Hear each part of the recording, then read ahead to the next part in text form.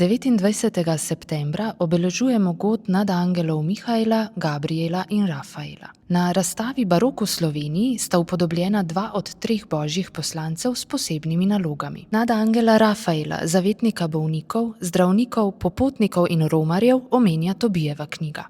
Na sliki, ki je nekdaj krasila oltar kapele samostanske kapucinske cerkve Svete Marte in Marije Magdalene v Kopru, je oblečen v vojaško oblačilo, razkošno okrašeno z bogatimi vezeninami in dragimi kamni, ki krasijo tudi zlato krono. Nadangel malemu Tobiji, prav tako oblečenemu v bogato okrašeno haljo, kaže angele muzikante in sveto trojico za njimi. V ozadju vidimo vrt, v katerem še uživa brezskrbno plemstvo, medtem ko so njihov dvorec že zajeli ognjeni zublji, na levi strani pa je pogled na koprski kapucinski samostan. Slikovito kompozicijo s protireformacijsko vsebino je za koprske kapucine naslikal v Münchnu rojeni umetnik Karl Zandtner. Svetega Mihaela pa najdemo na sliki Andreja Janeza Herleina iz nekdanje špitalske cerkve Svetega Duha v Krškem. Ikonografska upodobitev nadangela, stoječega na premaganem Luciferju, je standardna. Svileno valovanje barvno umirjene draperije že nakazuje novi čas oziroma pozni barok. Herlein ni izhajal iz kroga ljubljanskih slikarjev, zato je v ta poznobaročni prostor vnašal stilne novosti in vsebinsko pestrost.